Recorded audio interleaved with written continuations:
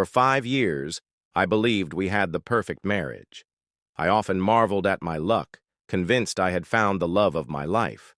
That illusion shattered last Tuesday night with a single sentence.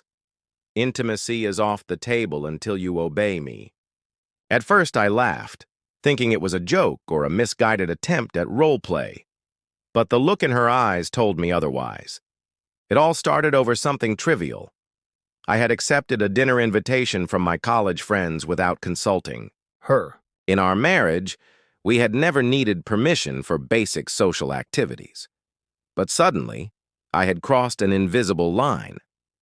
"You're acting like I committed a crime," I said, trying to ease the tension. "It's just dinner with the guys." She folded, her arms leaning against the doorframe. "It's not about dinner.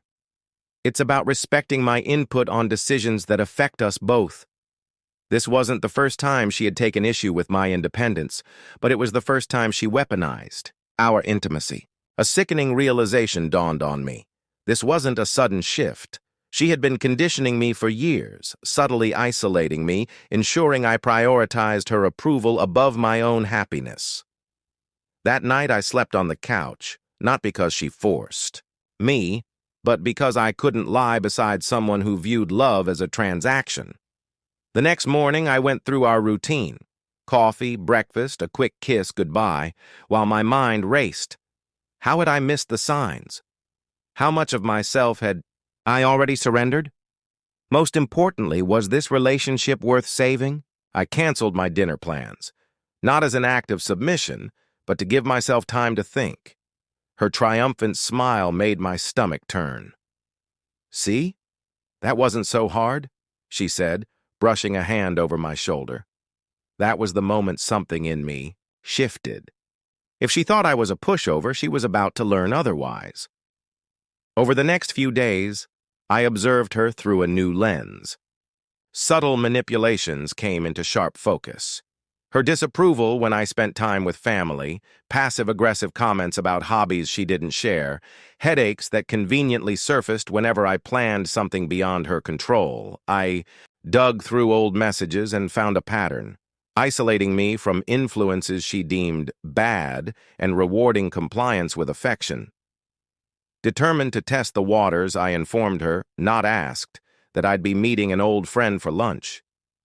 Her reaction was immediate and revealing. "So this is how you respond? By deliberately defying me?" "I'm not defying you," I said calmly. "I'm catching up with a friend." "Normal people consult their spouses before making plans," she snapped. "Consult or get permission, because those are very different things." Her eyes narrowed. "If you leave this house tomorrow, don't expect anything from me for a very long time." There it was again, the threat, the control. But instead of fear, I felt something new. Liberation. Her power over me had only existed because I had valued her approval more than my autonomy. "I think I can live with that consequence," I said. For the first time, panic flashed across her face. Then cold calculation returned. "We'll see how long you last before you come crawling back. You always do." But this time, I wouldn't. Over the following weeks, I quietly reclaimed pieces of myself. I signed up for a photography class. I reconnected with colleagues. When she texted incessantly during outings, I responded once, "Having a good time, talk later," then silenced my phone. I reopened a personal bank account, not to hide money, but to establish independence. Each act of defiance was met with escalating tactics, tears, guilt trips, silent treatments. But something had changed. Without intimacy as a bargaining chip, her control weakened. I no longer feared her disappointment. I no longer craved her validation. Then the final move, a job offer. My company needed someone to lead a new creative team on the West Coast. A 6-month assignment, possibly permanent. More money, more responsibility, but more importantly, space. That evening, I casually mentioned an interesting opportunity at work. She nodded encouragingly. "A promotion would be good for us." Us, always us. even when it was clearly about me. It would mean more responsibility, I added vaguely. Longer hours. Her smile flickered just for a second. But we always spend weekends together. That's our time. The bonus would help with our vacation fund, I countered. Money isn't everything, she said, slipping into her persuasive tone. What's the point of a vacation if we're too disconnected to enjoy it? Before, I would have backed down. Now I simply nodded and changed the subject. That night, she tried a different approach. She was waiting in provocative attire, candles flickering around the room. I've been thinking, she said, her voice sweet. Maybe I overreacted. We don't need to be in this standoff anymore. I recognized the ploy, the carrot after the stick had failed.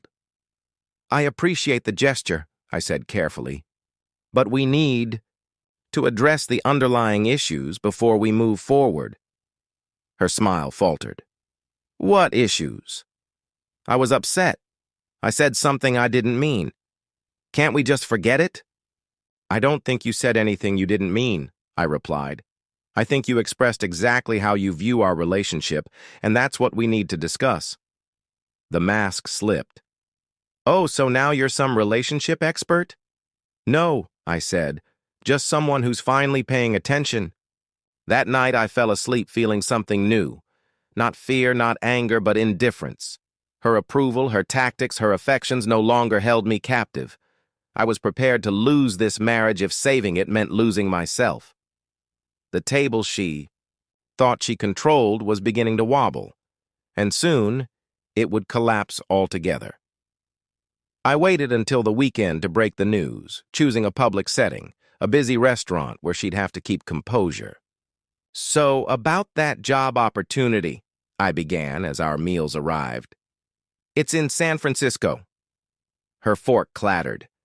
San Francisco, as in California? That's generally where it's located, yes. You can't be serious about moving across the country.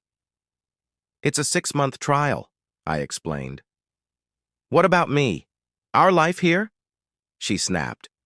Not a single question about my career, my dream, only how it affected her world. I thought we could see it as an adventure, I suggested. For vacations, not to live, she hissed. My job, my friends, my whole life is here. You could take a sabbatical. Silicon Valley always needs marketing professionals. She narrowed her eyes. You've really thought this through, without consulting me. I'm consulting you now, I said evenly. There's nothing to discuss. We're not going. The old me would have backpedaled, apologized. Instead, I met her gaze. I haven't decided yet, and when I do, it'll be based on what's best for my future. Her expression shifted. Anger, disbelief, then fear. Control was slipping through her fingers. If you take that job, I won't come with you. I understand. That's your choice. The drive home was silent, heavy with unspoken implications. That night I researched apartments, made lists of what I'd take and leave. The more real it became, the lighter I felt. The next morning my boss called. They needed an answer within 48 hours. I'll let you know tomorrow, I promised, calm settling over me. She stood in the doorway. Who was that? My boss. They moved up the deadline. Her arms crossed. And I'm accepting the position. The words felt like truth, not defiance. She stared, disbelieving. You wouldn't throw away our marriage for a job. I'm not throwing anything away. I'm choosing myself. Something in her snapped. She grabbed a vase, a wedding, gift, and hurled it against the wall. You selfish bastard, after everything I've done for you? I remained still. This was familiar, chaos to shift the narrative. I shaped you, she seethed. Without me, you'd still be that. Lost, spineless boy. More truth than she'd ever admitted. She never wanted a partner. She wanted a project. Thank you for your honesty, I said quietly. Rage turned to desperation. She collapsed, sobbing. Please, I'll change. I'll do therapy. I hesitated. Then gently, I removed her hands from my shirt. "I hope you do," I said, "but not for me." I walked out with nothing but a suitcase and an unbearable lightness. 6 months in San Francisco felt like a rebirth, a small apartment with a view of the bay, a career that challenged me, friends who knew me as I was, not who I'd been shaped to be. One night, a package arrived. My last belongings. At the bottom, a letter in her handwriting. "We could have had the perfect life if you just appreciated what I was creating for us. Maybe someday you'll realize what you lost." Even now, she framed it as my failure. I placed the letter aside, tore up our wedding photo, and watched the pieces wash down the sink. Some would call it a failed marriage. I saw it as a reclamation. That night, over dinner with new friends, someone asked, "You okay?"